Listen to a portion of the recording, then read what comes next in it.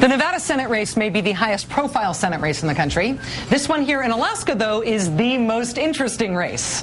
Until this became a full-scale Republican civil war in a three-way race, nobody gave the Democrat Scott McAdams much of a shot at this.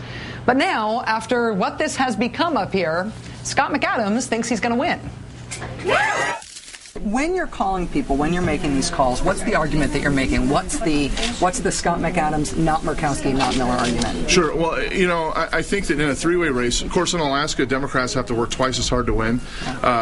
We're working 3 times as hard in a three-way race. So this is a unique opportunity for Alaskan Democrats, for Alaskan moderates, for progressives, to vote their values and not their fears.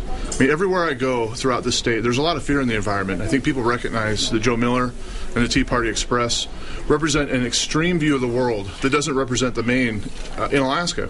And so folks are wondering, where should we go? Where should we vest our vote?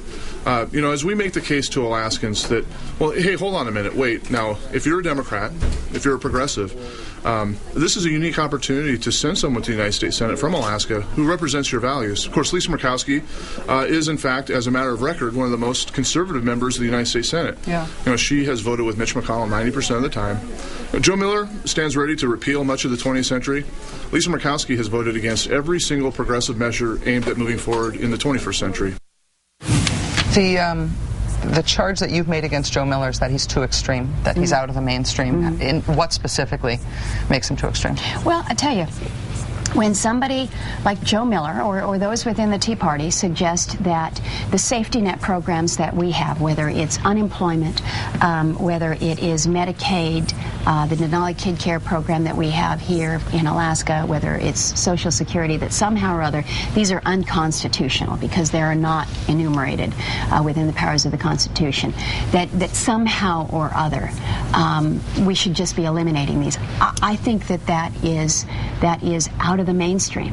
I don't think most Americans would agree with that. But you voted in favor of privatizing Social Security, this idea of personalized accounts. I voted for a pilot program back in 2007, 2006, I don't remember when it was, a pilot program that would allow individuals to take a certain percentage, I don't think it was more than 25%, but I don't really recall, but a certain percentage of the retirement income, and if they wanted, they could opt into a program like this. The thing that we find with Social Security is most seniors don't really want to figure out how they should be investing, and they're afraid of it. And quite honestly, after what we saw with the markets the past couple of years, I think most people now are looking at that and saying, not so good an idea. That program was being piloted that you voted for as a stalking horse to see if we could privatize Social Security. George Bush now saying that's his great regret of his presidency, that he didn't go all the way and he didn't get it privatized, and you were with him on that. I was with him on a small pilot project for those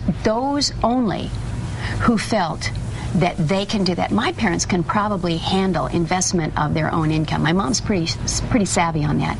Most seniors, I'm not so sure that they are comfortable with that. Why would we force them to do that? And if it's an option only, and that's what that was an option only, then that's something that, you know. But anybody, and no matter how savvy you are, if you opted for it and you had your money in there before the crash, then no matter how savvy you were as a person or how much else you had going on, the safety net's gone. It is, but you have made that choice, not your government telling you, well, sorry, you're on your own. I think that's the difference. Yeah, that's the difference between it being a safety net, though, and not. Safety net says no matter what bad decision you make, it's a safety net for you. Although it's a safety net now, how much of a safety net is it going to be for you and me? Well, you said that you want to look into raising the retirement age. I think that is one of the considerations. I mean, obviously, we're going to learn a little bit more from these 2 bipartisan commissions that are out there in terms of what the options are, the pros and cons. I'm glad that somebody else is doing that because this is too big to get wrong.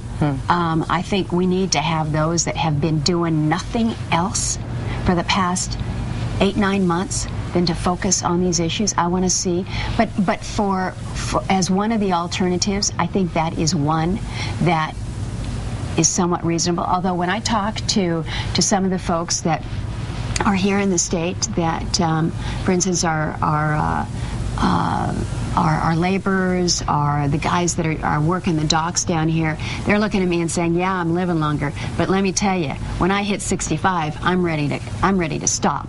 And so, you know, there's pros and cons on this.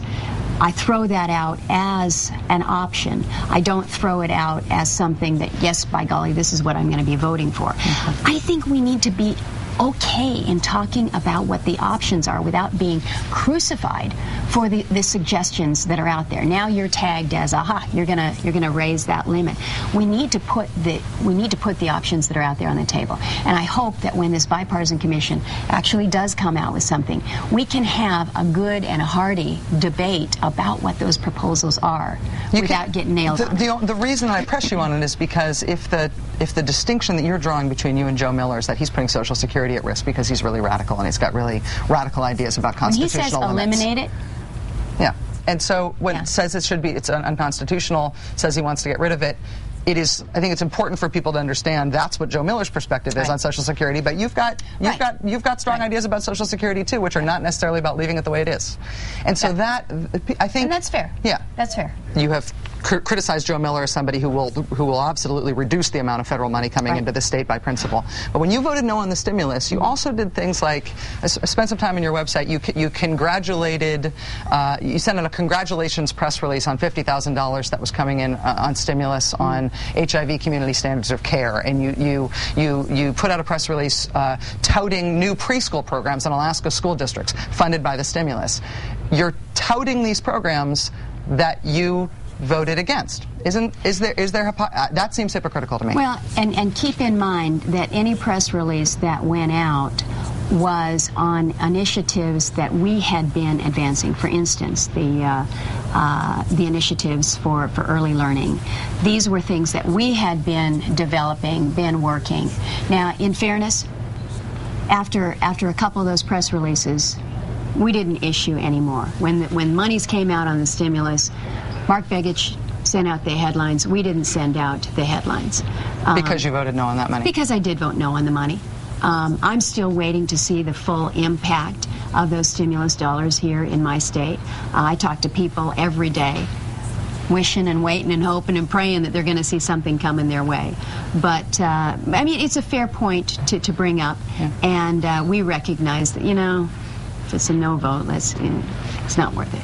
Senator Murkowski, this is a tough race for you. You're trying to do something historic. Race. It is a fun race. If you do this, nobody's ever won a statewide write-in in Alaska ever. Nobody's won a write-in to the Senate since 1954, since Strom Thurmond. It's about time, though, don't you think? When we headed up here to Anchorage, we were pretty sure that we were going to get interviews with the incumbent senator, now write-in candidate Lisa Murkowski, and also with the Democrat Scott McAdams. Getting an interview, though, with the Republican nominee, Joe Miller, much more of a challenge. Hi, Mr. Miller. Rachel Maddow from MSNBC. Love to talk to you afterwards if you have just a second. We may be able to do that. All right, thank you very much. Good luck.